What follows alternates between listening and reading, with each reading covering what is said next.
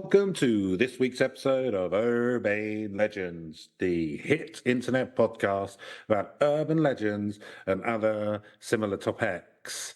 I am Tarts with a Heart, Chris Flynn, and with me, as always, keeping a close eye, is my Romeo pimp. It's Big Daddy Neil Herbert.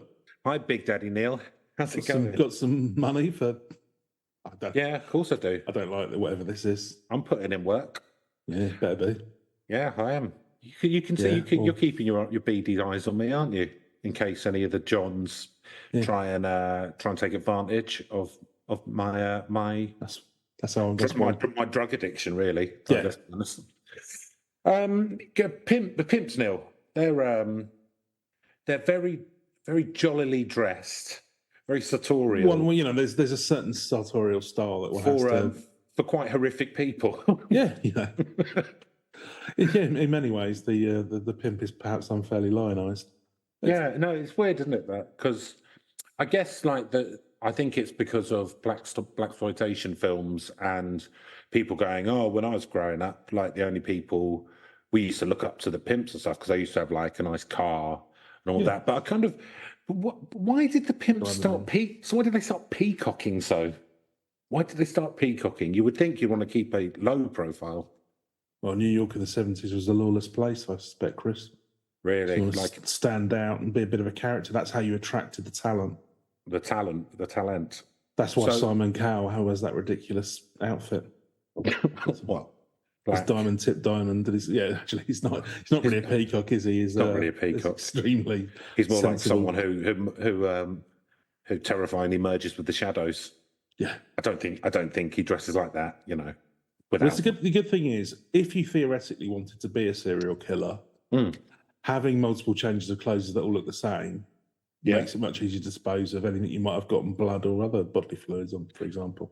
And he has the breasts of his mother. Yeah, he's got the breasts of his mother. He's had them implanted onto his chest. Yeah. Oh, I heard something quite funny the other day, which is quite serial killery. So, for listeners not of the UK, there's a football team or soccer club called Blackburn Rovers, and back in the 90s, a local tycoon. When I say local tycoon, back in those days, right, in the 90s, a bloke who owned like a local steel factory. Yeah, like a successful butcher or something. You could probably win a club and like plough money into it. Now the clubs are owned by nation states, oligarchs, and you want several billion in the bank before you think about US hedge funds and stuff. Yeah. So they were bought by this guy, local guy done good called Jack Walker, and he went about buying like a lot of good players for big money at the time, and they won their only league title, right? But the interesting thing, which I heard recently, is famously Alan Shearer was in the side back in those days. Alan Shearer, was it 94, 93? Something like that. Alan Shearer, Chris Sutton, had all the good ones. Keith Gillespie, Tim Sherwood. Well, I remember there was famously, there used to be a betting shop down by Brighton Station, and literally up to like 20 years later, they were still had like from something out of 93, 94, because they had that. There was like then Sally Gunnell running when she was like won a gold medal and all. I can't remember who else was on there. Yeah, there was Alan Shearer, Chris Akabusi, probably Chris Akabusi. Yeah, I recently found out's my actual father. Yeah, so I might be a bit distracted today. That's good. I always enjoyed walking past. That was like a Ladbrokes or something, and it was like 20 years out of date. Yeah, it was like Nottingham Forest lived in European. Like a tiny sliver of life on Mars or something. They'd done a 90s episode. But in Ewood Park, when it was redeveloped, Jack Walker had his own private box, right, to watch the football. Fair enough, he bought them. And this is the psycho bit. He did it so it looked exactly, including all the furniture and everything, exactly like his living room, like his mother's living room. Fucking hell, yeah, that's the step you take to turn it into serial killer. So his living room, I go, do you know what? That's a bit, but that's fair enough. Yeah. Hey, you've you like your living room, like you ducks up the wall. Your mother's living room when you were growing up. And I imagine if anyone let's face it, the decor was probably a little bit ducks on the wall, out of date. Yeah, I was just thinking flying ducks on the wall. And if someone goes in there nice corduroy sofa and makes a comment, it probably gets pretty tasty, I would imagine. Yeah. got some gravy. Happens to be in the style of my mother's living room. Yeah, from 1947. Not sure I like that you see fit to mock that. Yeah. So that's that's a good thing to do if you've got some money in it. That's a fun place. I was thinking as well, actually. Funnily enough, the one exception to what we said about owners, probably Tony Bloom, who runs the club local to us, Brighton Hove Albion. Yeah, he did kind of buy him when there were many leagues down below there. Not many leagues, but he's very well off though as well. But he owns like a gambling company like that do betting, but based on statistics. So that's kind of like weirdly how they. Oh no, he's obviously immensely rich, but not necessarily billionaire class. So no, I suppose you can buy a couple of leagues in and then build them up. But yeah, but there's a lot of rich stuff in there. Now I've been watching more of the X-Men cartoon. Yeah, I'm hearing it's good. I've still not watched it. But I've been watching the original ones first. Oh, not the okay, fair enough. To kind of go through. Well, because these ones, the new ones, follow on, so I'm watching all the original ones. Oh, okay. So is it? I can watch a few, and then I have to turn it off because it's quite loud. So do they like age or something? Like if Wolverine gets into his 50s? No, because the recent ones are they live to like 300 years or something? No, I don't know. How does this work? If you simply let me explain, Neil. No, I just want to ask stupid questions. You just want to keep asking questions while I try desperately to get the answer. While I try and get the really prosaic answer out. Yeah. No, it's because the cartoon which they're bringing out now is set a year after the events of the original cartoon. It's based in like 93 or something. It's contemporaneous with the original, fair enough. Yes. But presumably the animation style's different? No, exactly the same. Exactly the same, including all the kind of like, okay. Mm. Do they do any sort of Ren and Stimpy style weird gross out moments? That was big in the 90s. No, different thing. You've got to remember that X-Men's serious business. It's about social justice now. And Professor Xavier constantly going, you're breaking my mind, which I love.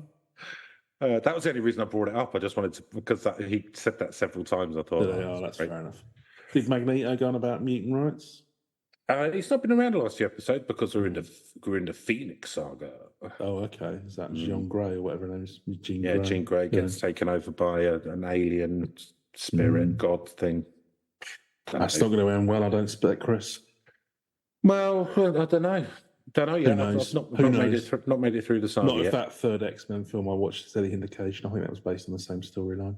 Similar, yeah. Yeah. I've also been... I suspect by everyone's moaning, he didn't do it justice. Probably not. Brett Ratner or whoever the fuck did that one. I kind of didn't mind that movie. Everyone hates it, but which one I quite like having. It's like the third one they did. You know when what's his face? They did like X-Men 1 and 2 with Hugh Jackman, very like the late 90s, early aughts, and then it was like number 3. But was that the Age of Apocalypse? No, it was basically like what's her face? Famke Jensen. Famke Jensen, yeah.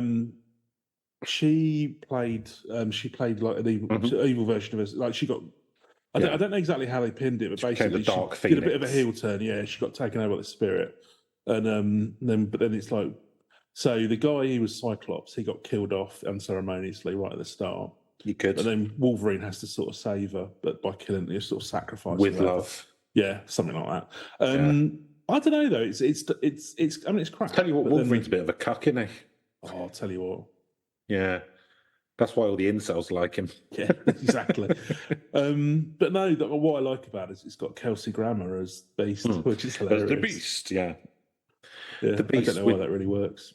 Yeah, I don't know. He hasn't got he's good at science and that, but he's not great at fighting. The Beast, to be honest. It's not great. He can jump around a bit. Yeah, he's energetic. I didn't say he wasn't energetic. Now I said he's not great at fighting. Oh, I think it's got. You just want to go right. We're going to go and fight Magneto. Let's put Beast in a soft play. Do you know what I mean? I might be getting mixed up here, but I think it's got Vinnie Jones as Juggernaut. Juggernaut. I didn't know who this character was. That's in like number 2, I think, not number 3. when he moves the Golden Gate Bridge with his Magneto moves the Golden Gate Bridge. I can't remember, but I know On everyone got the annoyed. Juggernaut. Yeah, well, he says on the Juggernaut bitch, which apparently was some internet meme I wasn't aware of, so it sailed over my head. Yeah, me too. Yeah. Yeah, they got Sorry, rid of him. didn't know, don't care. Oh, yeah, of course you do. Why would you put Vinnie Jones in anything, let alone a fucking blockbuster Hollywood movie? Because he's good. He's got no, He's a good actor. He's a good actor. He's a real life hard man, football hard man. He grabbed Dennis Wise by the genitals. Was that Dennis Wise or was it Gaza? I've got a feeling it was Gaza. Gaza might have been Gaza. Yeah. Probably told Dennis Yeah, Wise. just because you can twist Gascoigne's fucking testes. That doesn't impress me. Yeah. I'll be honest.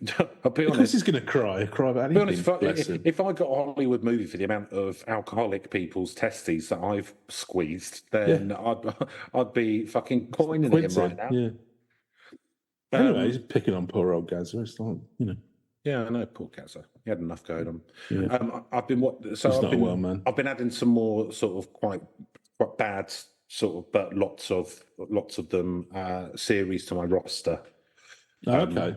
So I've added SWAT to it, that because they've got the newer series of that out on Netflix. Never heard of it. And anyone No, it's not a hilarious sitcom based on a pest control office. It's the police one. Shut up, lie down on your tummy, all that stuff. And SWAT, Neil, doesn't, I found out through this, stand for smooth wine and taramasalata, or Spanish women are trouble.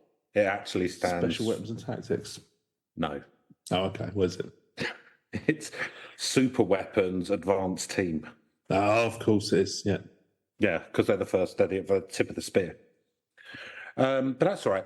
I'm finding, because I'm watching, I've got quite a few on the go now. I've got the CSI one based in Vegas. You're watching a lot of shit, aren't you? I've started watching Psych, which is also not... That's really good, right? Because there's this guy and his dad sort of was a policeman. Right, yeah.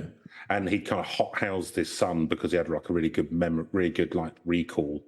So he'd go, right, close your eyes. How many people wearing hats in this place? And if you get it right, you can have a bit of cake or whatever. Yeah. And then, but his son's like, doesn't want to follow his dad into the police and stuff. But a psych evaluator. No. So what happens? Like a shit cracker. No. No. What happens is No, you're thinking of hardtack. No, okay. That's a shit cracker. No, he's really good because he's really good at noticing stuff. He uses it to like phone in tips to the police to go, all right, that person did it, right? Okay. And then he ends up getting called in because they're like, well, you're giving a lot of tips. I reckon you're in on the crimes. And then he goes, no, I'm just really good at noticing stuff. And they go, likely story. And then if you were, you'd be a detective. Yeah, that sort of thing. And then maybe I should be.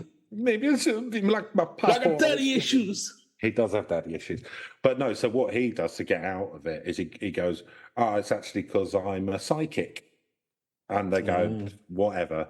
And then he like says some of the stuff that he's noticed. Well, then how did I know this? Yeah, exactly. And then he like goes, whoa, and does all the like fake pretending the ghosts are there and stuff. So it's quite annoying, that's for sure. And it's like Sherlock Holmes, but if he'd just been a grifter instead.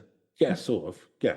Because to the police, it seems more likely that he's getting messages from the beyond than he's actually quite good at noticing stuff. Which I think Sherlock Holmes probably was, because those explanations don't make a lot of sense to me. So I think you're just making all that shit up. But the police will say, oh, excellent job, Mr. Holmes. Different times. Yeah. Can't go back. The best part about Psych is that the sort of cop who kind of doesn't like him is like, I'm going to prove you're not a psychic. Looks exactly like Frank Sidebottom, but as an actual human.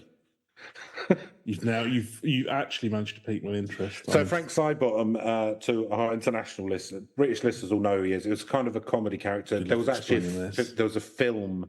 So it was a comedy character, and there's a guy with a big paper mache head, and he was like sort of a crap sort of like variety entertainer. Yeah. He was a guy called Chris Seavey, and he was just like a really. I mean, I've read his I think it was autobiography. I read a biography. I think I can't remember. He put, but basically various friends and stuff like that. I think John Ronson might be involved as well. But Yeah, John Ronson. That was his first thing. Was he was in he was the keyboard player in Frank Sidebottom's band for a while, and he wrote a book about it. And then they did the film Frank, which is kind of a takeoff of it with I can't whatever his name is, some guy.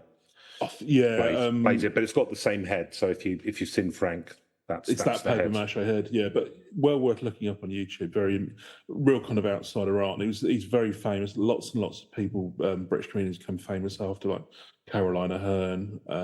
Yeah, just lots of people and like northern comedians kind of were associated with him, but he never properly made it. But it was just mainly because he just kind of like just loved doing his own thing. Very very interesting kind of artist, and well worth looking up. And they have a statue of him in Timberley. I was going to say as well, Chris. Timberley, excuse me. Are you still watching Dexter? No, I got bored of it. I was going to say, because what you were talking about the dad, it reminded me of his ghost dad. Yeah, ghost dad. He just likes to come on to narrate things that you've already seen. I always thought it was funny about that. Who then went on to be exactly the same character in Black Lightning. Really? I've not seen it. Yeah, I skipped out on that Dexter after about the third series. It just got... Yeah, I got bored of it. I got bored. The first series was good. I'd say one and done for that one. Just watch the first series and then get out. Yeah, I got a bit bored when is her name Jamie King or something? Sort of the British woman who he starts having. Oh yeah, she's in the second one. Yeah. Yeah, I started getting bored at that point. I was thinking, he's a psychopath and he's getting loads of action. Like, this is weird. So. Oh, got a bit jealous, did you? And ducked I did get jealous, yeah. I got jealous and ducked out. Yeah, I won't watch films with more attractive men in than me. Or which all films. This is why you're on a diet. This is why I don't watch films. Yeah, fair enough. So, we probably better talk about some urban legends, shouldn't we? So, this week... Ostensibly what the podcast is about. Some people say. Yeah. This week, we are looking at a cryptid with a surprisingly large amount written about it, considering... Any of it interesting? We'll find out. We live in hype. We'll find out the hard way. Yeah. Called... That's one of you, listener. Called the Dover Demon. So, okay. Is this near Dover in south-east England? No, by any chance? It's Dover in Massachusetts. America got a Dover as well. Of course it has. It's got every... Is there any place named from the UK you haven't stole America? Come on. No, absolutely not. And it does always make me laugh though, because quite often as well you'll come across they're way more famous. What like the American equivalent than the like Boston. Like Boston's more famous. New York, that's more famous. York's kind of famous, but New York is. I mean, it is New York. Well, New York's more famous than York, isn't it, on a global stage? I mean, yeah, but we've all, they've both got their charms. I mean, one of them's got a slightly higher tourist industry, but yeah.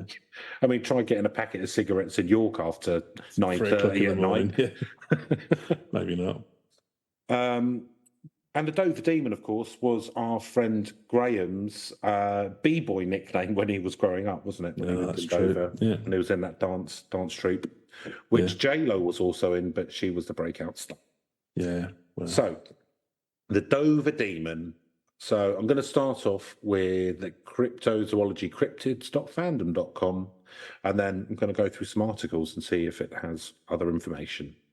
So I'm going to start off with my favourite bit, which is like the playing cards top trumpy bit.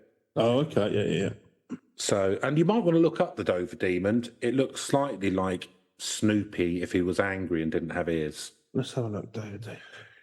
So, Dover Demon, cryptid information, aka Managishi, ? Year first seen, 1977. Biological class, unknown, possibly mammal. He looks a bit like an alien, like a grey. Yeah, a little bit. Yeah, but with sort of long, prehensile arms. Authenticity status, Neil? Real. Oh, there's a bold claim. So, the Dover Demon... There you go, fact. This is getting the 10 for believability, then I can see. Straight off the bat. I mean, like so often with these fandoms, the first sentence does slightly contradict what they've just said there. Yeah. So they've said... authenticity status real. First sentence, the Dover demon is an alleged. So, come on, lads, That's how they hook you in. hold it together. See, by the time I get to the first sentence, I've already paid for a subscription. Too late then. What are you paying for I've subscription? got my credit card details. For wikis.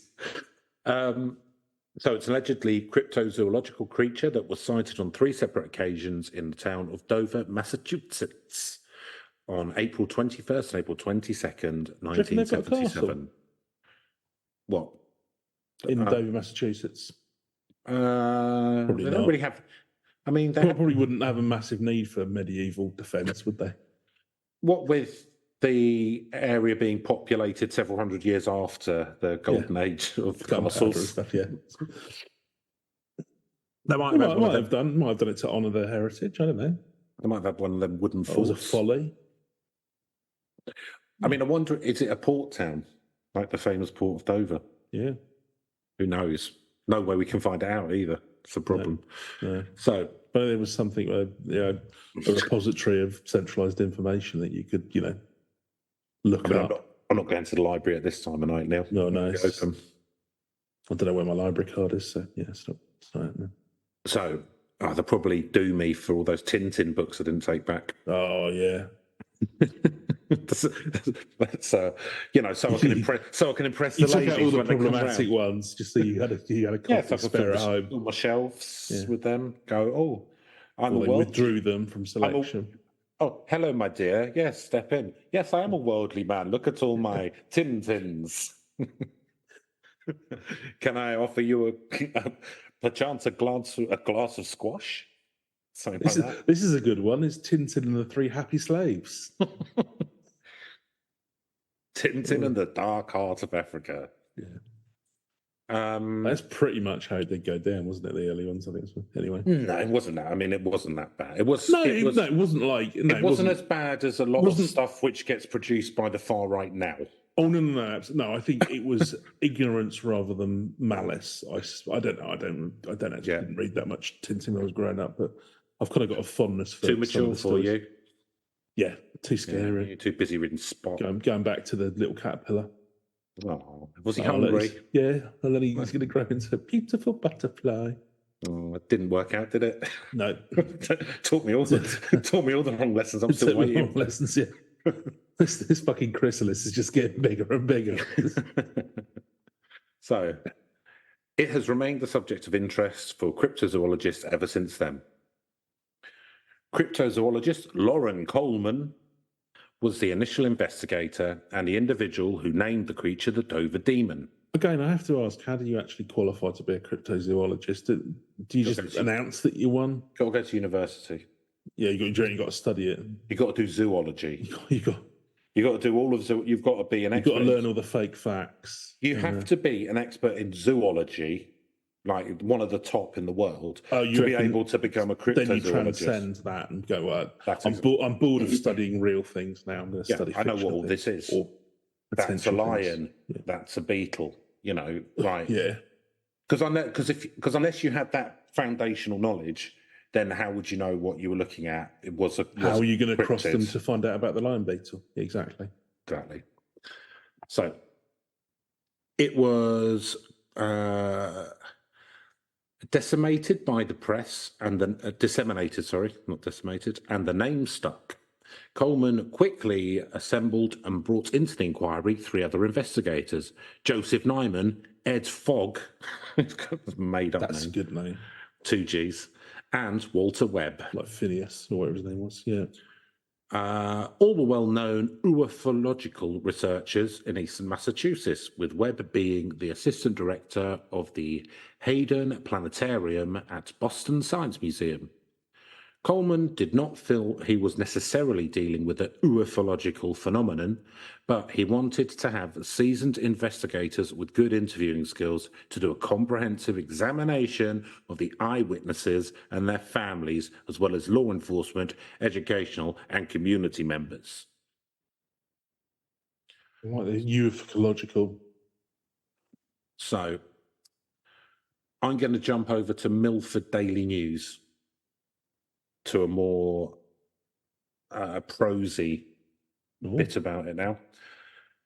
Can't see it's who it's written by.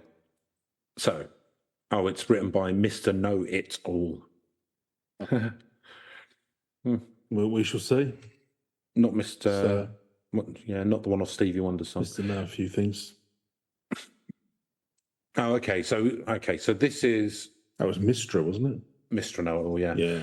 So this is like someone writes in a question and Mr. Know It All then tells them the story. What there is to know. Okay. So, dear Mr. Know It All, friends were recently telling me the ghost stories at St. John's Inn in Ashland, but wasn't there a report of a UFO in this area a while back? TW from Westborough. Methinks you're referring to the mysterious Dover demon, TW. Let's set the stage. The year is 1977. Jimmy Carter's in the White House. Star Wars makes its debut. Elvis permanently leaves the building. The Yankees win another World Series. Oh, don't they always? And an alien visits the Tony town of Dover. Maybe. I won't do the accent anymore. To describe what a legendary... I'm walking here. You look upset. I was just a bit seasick, that was all. Okay. Well, because C being Chris, yeah? Yeah, this is the sea of terrible voice acting. To describe what allegedly transpired, we turn to the book, Creatures at the Outer Edge, penned by the cryptozoologists Lauren Coleman and Jerome Clark. The bizarre tale begins at 10:30 p.m. on April 21st as three 17-year-olds, Bill Bartlett, Mike Mazzoca, and Andy Brody, are driving north on the farm street. I'll stop now. Bartlett, who is behind the sounded wheel... like it was quite painful. It was painful, yeah. You wouldn't believe the contortions I have to do in my body and mind to be able to do that. So Bartlett, who is behind the wheel of a Volkswagen, spots something creeping along a low wall of loose stones on the left side of the road. At first, he thinks the image is a dog or a cat until the headlight shines on it and he realizes it's nothing he's seen before. Ooh. The figure slowly turns its head and stares into the light. Its two large, round, glassy, lidless eyes shining brightly like two orange marbles. Its watermelon-shaped head, resting on the top of a thin neck, is the size of the rest of its body. Except for its oversized head, the creature is thin, with long, spindly arms and legs, and large hands and feet. The skin is hairless and of peach colour, and it appears to have a rough ear. Like wet sandpaper, Bartlett subsequently told Coleman. So, sort of lizard-like at the moment, I would say. Yeah. Orange, bumpy, rough skin. Yes. Could be an iguana. Standing no more than 3.5 to 4 feet tall, the figure is shaped like a baby's body with long arms and legs. It had been That's one way of putting it. Yeah. It had been making its way along the wall, its long fingers curling around the rocks, when the car light surprised it. Unfortunately, neither of Bartlett's companions sees the creature. The sighting only lasts a few seconds, and before Bartlett can speak, the car leaves the scene. I really flew after I saw it, Bartlett recalls. I took the corner at 45, which is pretty fast, and I said to my friends, "Did you see that?" And they said, "Nah, describe it." And I did, and they said, go back. And I said, no way. When you see something like that, you don't want to stand around and see what it's going to do. So, Neil, would you go back if you'd seen something like that? If you're with a couple of people as well, do you know what I mean? Maybe, I guess. I don't know. I would. I want to see what it was. Yeah. Well, especially, You're not going to get another chance, are you? You're there and you're with a couple of your mates, you're all boys, you're like, well, we're together. You get... Edge yourself on it. Yeah, if there's a few of you, like Stormzy says, pussy on your own, badder with your friends. There you go. And that's true, isn't it? You are often badder with your friends. Very much a pussy on your own. So they finally got me to go back, and Mike was leaning out the window yelling, "Come on, creature!" So not a hunter by trade, No. I don't think. I don't think so, no. And I was saying, "Would you cut that out?" Andy was yelling, "I want to see you." But the creature's gone. Oh. Bartlett drops his friends off and goes to his Walpole Street home. Visibly upset, he walks through the door and his father asks him what's wrong. Bartlett relates the story and later sketches what he's seen. The creature then makes another appearance. Around midnight, 15-year-old John Baxter leaves his girlfriend, Kathy Cronin's house at the south end of Miller's High Road. Anyway, Baxter starts walking up the street on his way home. Half an hour later, after he's walked about a mile, he observes someone approaching him. Because the figure is shorter, Baxter assumes it's an acquaintance of his, M.G. Bouchard, who lives on the street. Must be MG must have been quite short. You'd have to think so. John calls out, "MG, is that you?" No response. But Baxter and the figure continue to approach each other until finally the latter stops. But Baxter then halts as well and asks, "Who is that?" The sky is dark and overcast, and he can only see a shadowy form. Trying to get a better look, Baxter takes one step forward, and the figure scurries off to the left, running down a shallow wooded gully and up the opposite bank. As the figure runs, Baxter hears footsteps on the dry leaves. Crunch, crunch, crunch, crunch. He follows the figure down the slope and then stops to look across the gully. There, he sees the creature standing in silhouette around 30 feet away, its feet moulded around the top of a rock, several feet from a tree. Like a Subutio character, maybe.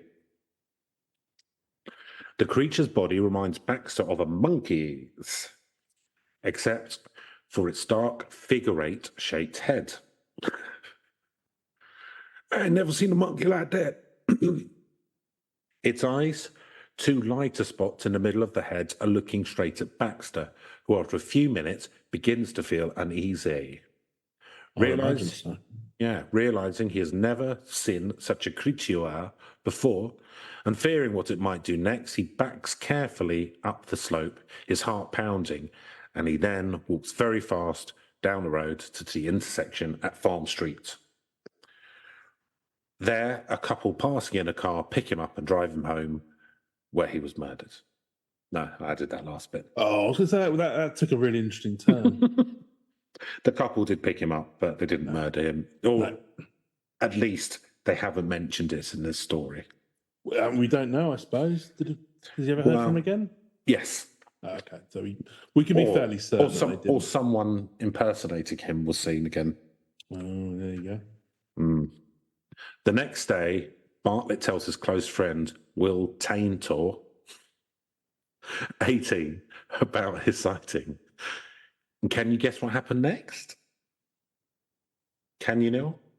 He says that he was hallucinating. Around midnight, Taintor is driving Abby Brabham, 15, home. 18-year-old driving a 15-year-old home? Not sure about that. Let's assume it was all in... I don't think so, Neil. So this guy is already on my shit list. Yeah. Home when an encounter with the creature takes place. Third encounter. As they pass along Springdale Avenue, Brabham spots something in the headlight on the left side of the road. The something is a creature crouched on all fours and facing the car. Its body is thin and monkey-like, but the head is large and oblong, with no nose, ears, or mouth. How do we know it's not a monkey? Because monkeys don't have oblong heads. What monkeys have you been eating? Only the tastiest.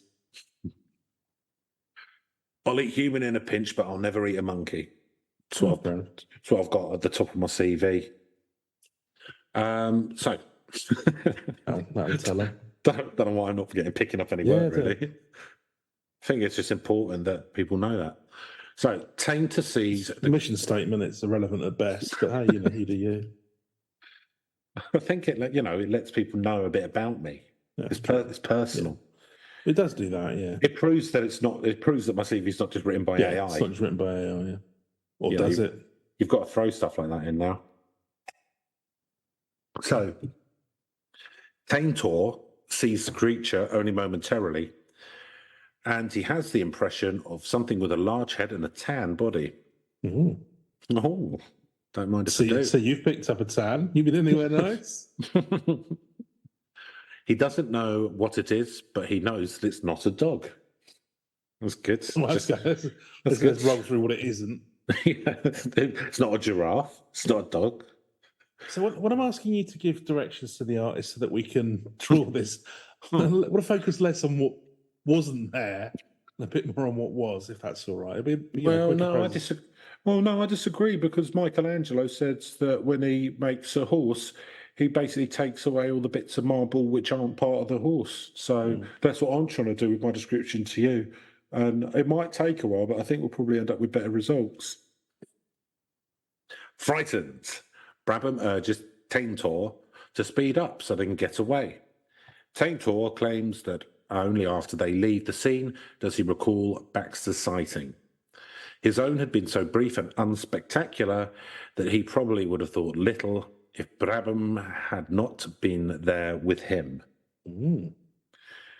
He asked her to describe the figure, deliberately phrasing misleading questions about aspects of the creature's appearance he knew not to be true. Oh, Columbo. Okay. In order to check her story against Bartlett's, which she did not mention to her, and Abby sticks to her story. Oh, must be true then. Must be true. On April 28th, Coleman, then living in neighbouring Needham, visits the Dover County store, where a store employee, Melody Fryer, tells him about Bartlett's sighting and sketch. She promised to get him a copy and 2 days later provides him with the 2 drawings. The next day, Coleman interviews Bartlett. On May the 3rd, he questions Baxter and Brabham, and on the 5th, talks with Taintor. 2 weeks later, Coleman asks Walter Webb of Aerial Phenomenon Research Organization, Joseph Nyman of the Mutual UFO Network, I think that's MUFON, and Ed Fogg of the New England UFO Study Group to join the investigation. Although a dream team, if ever I've heard one now. Sounds pretty good. It's like the Avengers. I was thinking of the Kinky Boots lot rather than the the Kinky. But are the Avengers as well? What was that one? The one you like Emma Peel and Patrick McNee, was it? He wore a suit. I never even saw it. It was like a 60s British TV thing. He was like a dapper gentleman, and she was in like a leather. Oh yeah, the Avengers. They were the Avengers as well, weren't they? Yeah, not the Marvel ones. No. And woman from the past I fancy the most, Diana Rigg. Indeed. So, 2 weeks later, all right, yeah, we've already done that. So, although none of the witnesses had reported seeing a UFO in connection with the Dover Demon, the ufologists are struck by the creature's apparent resemblance to humanoid beings, sometimes associated with UFOs. Ooh. So, is the Dover Demon a hoax? The investigators concluded that it's possible, but expressed doubts. There's nothing in the witnesses' background to suggest they might be pranksters, and much to suggest they were honest, upright individuals, apart from the fact that he, is an adult banging a 15-year-old. As Webb observes... I think you've brought that interpretation to the table. I'm not saying you're wrong. I think I'm right, aren't I? It sounds very... Well, I don't know. Maybe just wanted to make sure she got home safely. Yeah, I bet. After a little rummage up Inspiration Point. So all the kids go these days, Neil. Don't they? All up Inspiration Point, drink, smoking, the cigarettes. Oh, it used to be a nice town, this. Oh. Morals Do you know what? these days. I think we should ban dancing. Morals of alley cats. Mm. Yes, ban dancing. Whereas, because we want them Make to John Lithgow mayor. we want to have the morals of aristocrats, not alley cats. That was your slogan for when you ran for mayor against John Lithgow, wasn't it? That was, yeah. weirdly cat-based campaign you're running here, future mayor Herbert. What do people like? I can only make metaphors when cats are involved. So, as Webb observes, none of the four were on drugs or drinking at the time of his or her sighting, as far as we were able to determine. Oh, None of the principals in the affair made any attempt to go to the newspapers or the police to publicise their claims. none of them were obviously on acid. Other than the description of what they said they'd seen. Yeah, and the fact that they were living in bushes. Indeed, the sightings gradually leaked out. Finally, the teenager's own parent, the high school principal, and the science instructor, and other adults in Dover whose comments were solicited didn't believe the Dover demon was a fabrication, implying the youth didn't see something. So they sound like they're circling the wagons. I mean, there's literally, this is bulletproof evidence, Chris. I don't know why anyone would be sceptical about this. Well, witness, you can send someone up chokey on witness account, can't you? So why wouldn't witness accounts be enough for you? Not unless they've perjured themselves in a court. What? No, not these people, but I mean, you can say I witnessed this person murdering someone, and that can get them up. Well, that's chokey. why whenever I've been on a jury, I've always released the person because I simply don't trust people, no matter what, no matter how good the evidence or how qualified they are. Hung jury's the best they'll ever get with you, isn't it? Yeah. No. No. I define reasonable doubts. Thank you. What are we having for tea? So, as for the ideas that the witnesses were victims of someone else's stunt, which I think is probably the most likely, this seems most unlikely, chiefly due to the virtual impossibility of creating an animated lifelike demon of the sort described, said someone with zero imagination. I was going to say, I mean, it just could have been dark or whatever, and they, yeah. Just fuck up a teddy bear, couldn't you? It's like, well, if it's I was going to say it's dark and you're scared or whatever, you might see things that could be somebody in a suit. I don't know. I don't think it was someone in a suit because of the dimensions, but I think you could easily. You could be one of those ones where they kind of what do they call it? Mannequineer? No, what's it called? You mean like a puppeteering? Yeah. No, I was just thinking. No, you see their skeleton suits, and if it's dark enough, you could look like a skeleton. Oh yeah, it could look like a skeleton. You know what I mean? So it could be something like that. I don't know. Doesn't seem likely, but it seems more likely than what they're asking us to believe. Anyway. But Neil, if the demon was real, what was it? Was it a UFO being, perhaps? But then nothing precisely similar to this has ever been reported before, according to Ted's Blogcher, who's collected more than 1,500 UFO accounts for the Centre of UFO Studies. On the other hand, maybe the demon is a member of a curious race known to the Cree Indians of eastern Canada as their Managishi. The author writes. Managishi, naturalist Sigurd Olsen says in his book Listening Post, are supposed to be little people with round heads and no noses who live with only one purpose, to play jokes on travellers. The little creatures have long spidery legs, arms with 6-fingered hands, and live between rocks in the rapids. Well, you've got to, make your home where you can. Well, it'd be good for catching stuff coming through, wouldn't it? I'd explain why they got the spindly arms and stuff. Yeah, you go fishing. It's a good choke point. They do look like kind of lanky golems, don't they? Cross between a grey alien and a lanky golem. Between the wrap, that's a good choke pot, a kill box, isn't it, for getting the fish to come down? It's good hunting. Yeah. So the report, that fresh fish. It's the reason we all like sushi and sashimi, Chris.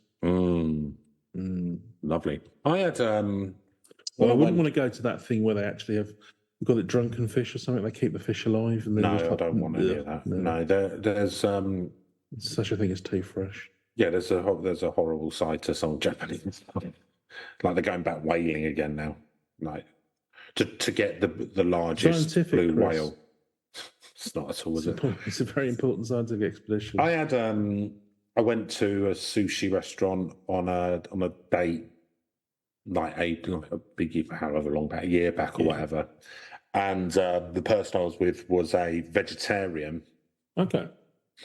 And they had the tempura prawns, but like the vegan ones. Okay. Yeah. I think they had carrots or something, but like they were exactly the same as just having tempura prawns. They were lovely. Yeah, really good. I tried the sashimi vegan salmon as well, and that was really couldn't tell much difference. I wonder what it's made of. Some sort of protein. Yeah. Spiders' webs. So, this report comes via the bookrags.com website. The Unexplained Mysteries website, meanwhile, opines that, like the many sightings of this nature, it seems unlikely that some form of undiscovered natural species, but more of a genetic mutation or hybrid of some sort. What? It seems unlikely that this is some sort of so it's an existing creature, but it's a mutated version. Yeah. I mean, fuck knows what kind of creature this is, but yeah, I mean, greys aren't really indigenous to Earth, are they? Aren't they? Or aren't they? Or actually, is this where they came from? Well, I think that they live under they live under the sea and they're transmedium. They come from Flontar. So. There is also the possibility that what these people saw was some kind of alien being, as the case bears striking resemblance to many reports of such creatures at the sites of UFO activity. Unfortunately, there's no real way of finding out for sure. The Eyes Behind website notes that Martin Kottermeyer, an expert on UFO stories, claimed the Dover Demon's witnesses simply saw a baby moose and misidentified it. Which actually, yeah, I mean, like I say, it wouldn't look the same. I mean, something like that is far more probable. You would think, you just get confused or something. Yeah. Spindly, brown, like square heads. Mooses have square heads. Well, you read about all the things a human brain can do to itself, and also if a moose is like looking forward, then you wouldn't see a mouth or anything because it's just a big slab of nose, isn't it, with a couple of peepers. If you were sort of scared and on edge, it was dark, and you just saw something flashing out the corner of your vision. Do you know what I mean? Yeah. Cheeky tap. Couple of bottles of whiskey. Just tuck them away. Be a waste otherwise, wouldn't you? Don't want it to go off. Yeah, you can't. Bottle's nearly finished now. Yeah. And that one's... Might as well see that one off. And that one's nearly open. Down the hatch. So, the Eyes Behind website notes go blah, blah, moose. While misperception may have played a role in what they saw, it's hard to imagine mistaking a moose for the creature that they described. According to the face of it, but if you see it, all these things are like strictly logical. It's like there's nothing logical about any of this. Anyway, whatever. So, according to Coleman, 1977 was an unusually eventful year for strange occurrences. UFOs and creature sightings were abnormally frequent and often seemed to be connected. They often occurred in closely related times and places. Many of the creature sightings involved mysterious monsters with human-like forms. People wondered if some of the creatures were from outer space. Well, these things do tend to follow on from one another, don't they? Like once you get a few sightings, then everyone else seems to suddenly see it as well. Everyone's on edge. Yeah, like we saw with Mad Gasser and Mattoon.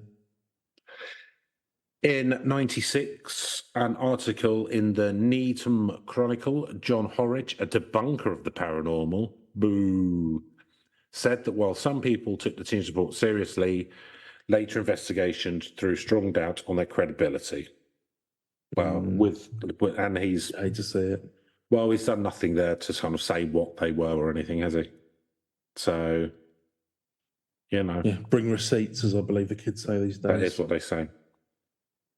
So I'm going to go through one more article from a very much a Nathan Barley style Okay, no, finally. website title called GBH, WGBH.org.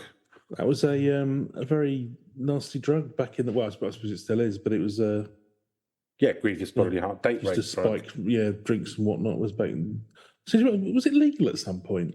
Nah, I don't think No, so. probably not. Well, but I yeah. think it wasn't illegal. Do you know, like it hadn't been made illegal. I'm not saying it could have been used for its intended use in a legal fashion. I just seem to recall it, but it may not have been kind of completely legal to say that. So on one, remember.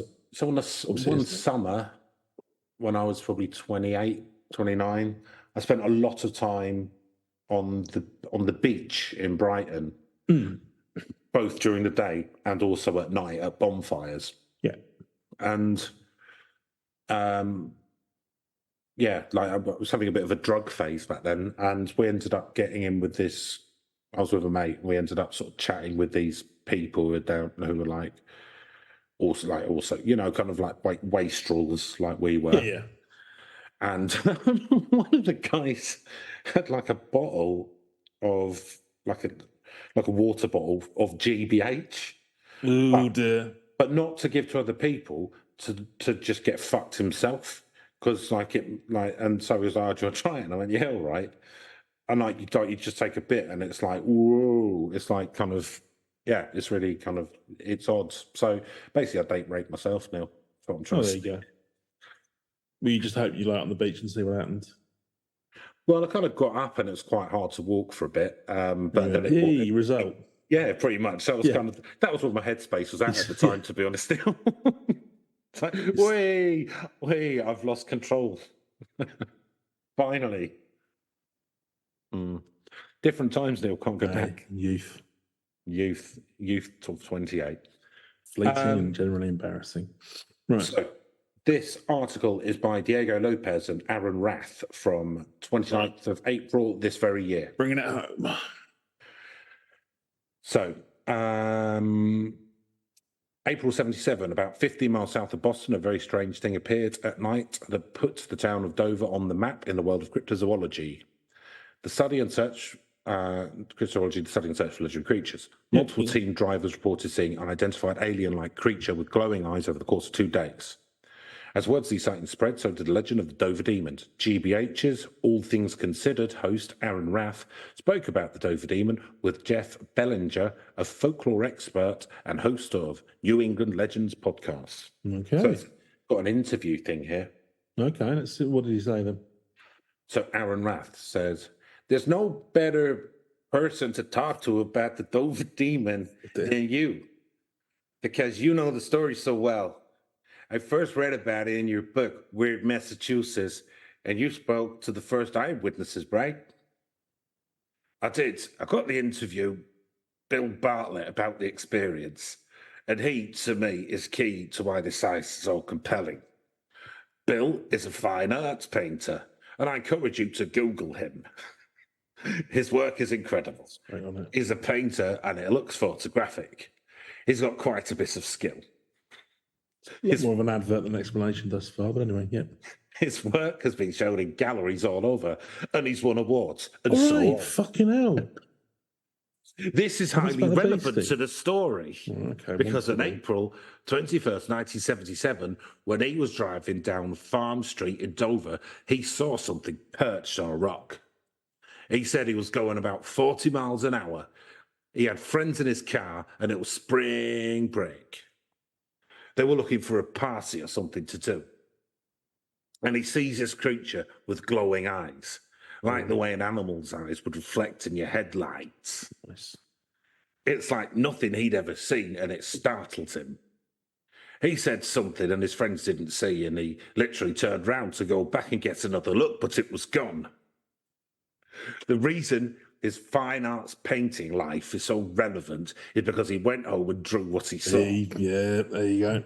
And like many artists, he understands perspective and size and so on. He didn't have a camera back then, unfortunately, but he had his artistic eye and was able to draw the thing. That might have been the end of the story. Except for a few hours later, a kid named John Baxter, who was 15 years old at the time, was The leaving David his... Damon comes back and says, "Oh, paint me like one of your Spanish ladies." or whatever. one of your grey boys. Yeah. So John Baxter was leaving his girlfriend's house about midnight, about 1 mile away on Miller Hill Road, and he saw the creature. At first he thought it was a neighbourhood kid sneaking around at night, but when he got a little closer he saw this strange kind of bulbous head, these long spindly arms and fingers, and then it just scurried off into the woods. He went home and also drew what he saw. Then the following night, a girl named Abby Brabham, also 15, was out driving with her boyfriend. It was her boyfriend, 18. Oh, well, that's a bit, yeah. And saw a creature, just as they first described it, something like a naked child, but realised it was like nothing they'd seen before. So you're talking about a 26-hour period over a span of 2 days in April 77, but documented and rattled the people who saw it. Enough people believed in him that it eventually made it onto the radar of Lauren Coleman, cryptozoologist and author who put the story in his book Mysterious America, and from there it's just taken off to a life of its own. Would do. Is that why this is considered one of the most interesting cases for people who study this stuff seriously? You have 3 independent accounts of this thing, way more compelling than just one person seeing something weird. Yeah. Right. And then also, I think Bill Bartlett drawing it, and John Baxter drawing what he saw as well. If you put the 2 drawings next to each other, it's clearly the same thing, whatever the thing is. We could debate about that. No one's ever identified it. It was Lauren Coleman who called it the Dover Demon, because Dover kind of went with the word demon. There was no sense that this was demonic or from another world. We don't know what it is, and we're still talking about it. What's really interesting to me, too, is that you would expect copycat sightings, and yet there really hasn't been any. This was such a small event in a small town, 1 day really, a day and a couple of hours. You would expect other people to have copycat events, but they really haven't come up with any of them the last 50 years. Yeah. How does this creature compare to the other sightings? So, you can contrast it with, say, Bigfoot. When I say Bigfoot, whether you believe in Bigfoot or not, I don't have to describe him to you. You have an image in your head, a big hairy creature that walks in the woods and so on. That creature is spotted all over the world with various names depending on locality. But the Dover Demon is unique in that it doesn't really match any descriptions of any other cryptids from anywhere else. Not only that, but the town of Dover has sort of come to identify with this creature. I used to own a T-shirt from the Dover Historical Society that had a cartoon version of Bill Bartlett's drawing. It just said, "Dover Demon, do you believe?" Oh, nice. And that was sold by the local Historical Society.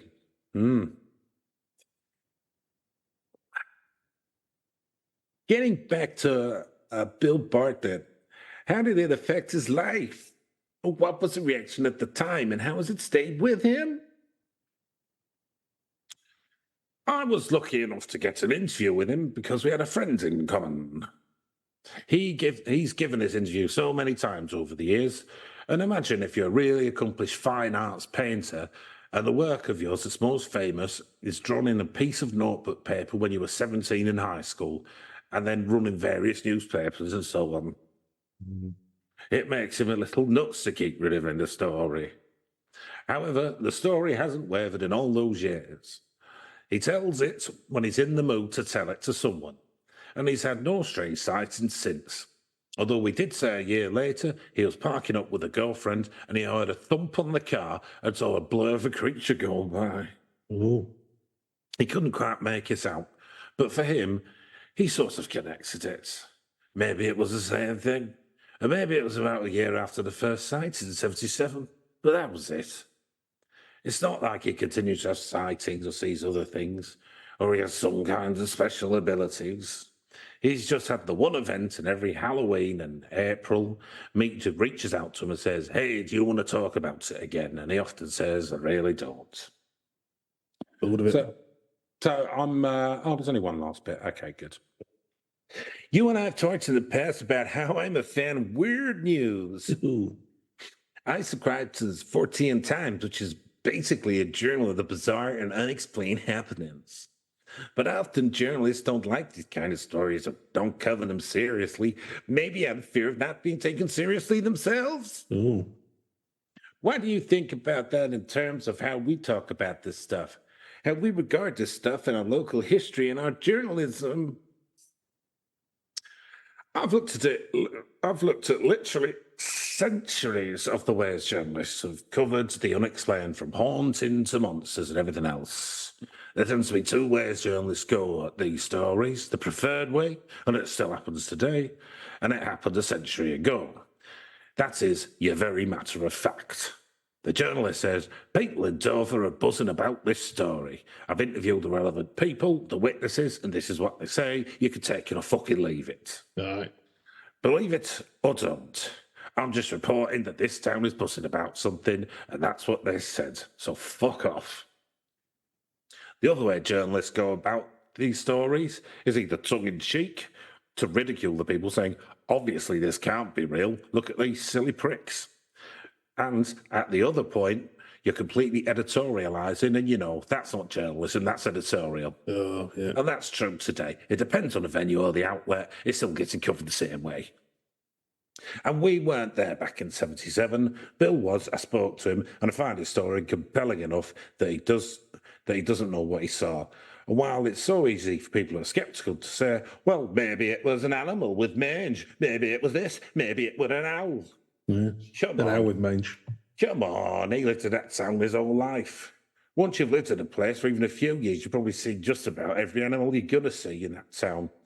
You might see a coyote, you might see a turkey, you might see a deer or a skunk. You know these animals and what they look like just from living where you live.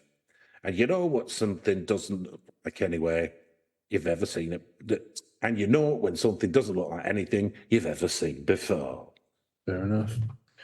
Neil, Well, that's it. there you go. That's it. That last bit went on longer than I Compelling was story of the expecting. David Demons. But I But enjoyed you it. enjoyed electing to do those voices. I didn't mind. Yeah. Gave me a little workout. I'm not up to much these days, Neil. So this is kind of one time of the Stretch week the I chops. get to stretch chops. So, Neil, Scores on the board. scores on the systems. Spookiness. So, spookiness, Neil. You go first while I go and grab a pen. I don't find this one particularly spooky. I mean, there's not really. We've just seen some sort of random sightings. It's not really got up to anything. There's not been any attacks. We don't know what the motivations of this creature is or exactly what it is. Just it vaguely looks like something or another. I mean, I suppose there's the fear of the unknown or whatever, but no, it's not really done much. So I'm going to give Not intimidating, is it? Yeah, it's not intimidating anyone. Doesn't seem to be up to anything. So I mean, it's just too mysterious at the moment. We don't know. Maybe it is spooky, maybe it's not. But I'm going to have to give it a 2 because we just Yeah, I'll probably go a little higher. It would be spooky if you saw it, you're out and about. It's kind of at night. You're in chased after you or something. presumably quite rurally sort of settings. I don't know. I'll probably look, and Dover's just like a suburb of Boston. It's really busy. Yeah. So I think seeing something, you would get that kind of shock, like, "Oh, I don't know what it is." So I think that's quite spooky, but it's not really up to much, and it doesn't seem particularly intimidating either. It's quite small, and it seems like it'd be quite easy to give a shoe into. So I'm just going to give it a 3 for spookiness. You could have it, you reckon, Chris? 100%. Yeah. So believability. Well, there's no one really claiming what it is. But no one's saying it's an alien. No one's saying it's a new creature. No people. the compelling part about it is that all of the witnesses just sort of described or drew what they saw. And I said, I know what it is. Do you know what I mean? Yeah. Rather than they didn't come Yeah. up Yeah. with a narrative. I don't know. Like it. I mean, could these people have all planned it? I don't know. I don't know the ins and outs of their relationships and that kind of stuff. I mean, it's interesting that two drew something quite similar when they were compared. So I Depends mean, if like, one was aware of the other one, but yeah. yeah. So I don't know, but like for something like this, there's a fair bit of witnessing Yeah, yeah, and fair enough. that kind of stuff. So, um, what am I judging this on? That it's a cryptid or that they saw something? So I think they saw. I think they saw something. I think the moose thing sounds quite realistic. Hmm. So I think they saw something. Um,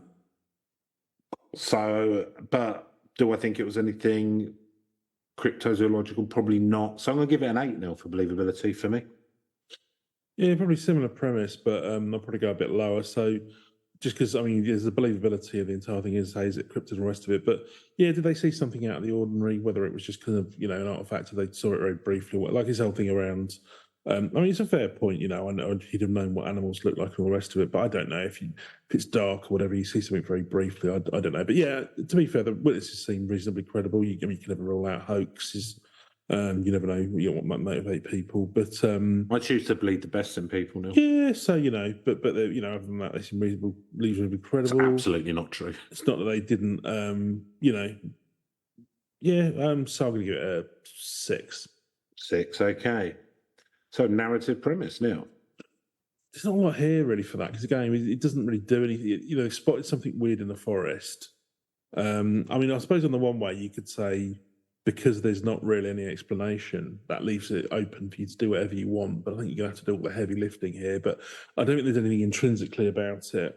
There's a fact that it looks a bit like a sort of alien, but sort of weirder. I suppose there's some, mind you, I haven't said that, I don't know how interesting that is. Yeah, I don't know. There's just not a lot that happens, is there? They just spotted something weird in the forest and they can't explain it. That's not terribly compelling. There's a reason that isn't one of the monomyths they boil stories down to. Yeah, there's man against self, man against man. Man sees something weird. Yeah, while driving. Yeah. His underage girlfriend. Yeah. Weirdly specific, that one. I don't know why. Yeah. Like you had a point or something to make. Joseph Campbell, he put it out. Yeah, no, yeah, so I don't know. You'd have to do all the work yourself. There's nothing in this inherently that's massively interesting. I don't think so. I'm going to score quite low. I'm going to give it a 2. Yeah, I think it's quite low. I mean, it's interesting that. So the only way you can make this interesting is almost do it from the point of view of whatever this creature is. Yeah, but again, you're having to make that up from whole cloth, basically, exactly. Aren't you? But I mean, like 3 different people saw it, so there's something interesting there. But yeah, I don't think there's a lot. There's not a lot to it. But then again, that kind of that's what made its believability. You've got the mystery, yeah, exactly. That's what made the believability high. The fact that there isn't much doing the big story, but yeah, I give it a 2 as well. So, Reach. So I mean, like, I didn't know about it until I found it, and never heard of it before. But there's loads of stuff on the internet about it. I don't know. I don't know how big it is outside of Massachusetts, particularly. Not sure. But I think maybe because of the amount of witnesses and that kind of stuff, that kind of there's a bit there to write about. I feel like whenever something like this happens, like all of these sort of towns and cities, because America's so fucking big, but they have to have some sense of identity. Yeah. They can be like having cheese hats, or it can be like David Demons. But once it gets established, it kind of like it kind of takes hold, I suspect. So I don't think it's got. I mean, there's a lot of articles on it online, but that's about the only place I've heard of it. And so, well, it's been around since the 70s as well, I guess. I'm going to have to give it a 3 for Reach now, I'm afraid. Yeah, I'd get like you. I'd never heard of it. It's just not. There's just not enough there, really. I think, yeah, it's weird. And like if you met one of these guys and he's sort of like they're telling you this story over drinks, you would be like, "Oh, wow, that's interesting." Yeah, okay. You wouldn't be like that. You'd be like, "Yeah, bollocks." Yes. But no, do you know what I mean? It's like, and by definition, it kind of like it ain't going to reach out because it's like, well, what happened? Nothing. Nothing or really. something weird, didn't it? And nothing happened. So it's it's not that timeless. It's not geographically that big, and there's not enough to it that it's that would lead people to seek it out and it get bigger. It really is, unless you're kind of like looking it up or you live in Dover. I don't know why you'd be that interested, really. Unless you're doing a podcast about urban legends, so I don't know what you'd find fill it. some time, and there's plenty of articles on it. So you go, oh, fair enough, that'll do. Yeah, so 2 for me as well, I think. 2, so that gives it a lovely low score of 28 now. Wasn't a lot to it at the end of the day, but as you say, made it a bit more believable. But the last few, there's one other which I'm not sure about how big it is, but there's a couple of big ones coming up for the end of the series, of course. So that's it for this week. If you want to get in touch, it's herb.legends.podcast@gmail.com with anything at all. That's fine. I always reply. And give us a like or subscribe or whatever your listening device allows you to. That would be nice for us. But go for it. Beyond that, enjoy the rest of your week, and we'll be back this time next week. We love you all. Goodbye. Goodbye. It's an urban legend. Oh yeah. I like girls, you great. Oh, I'd give them my best. White and white, please, John.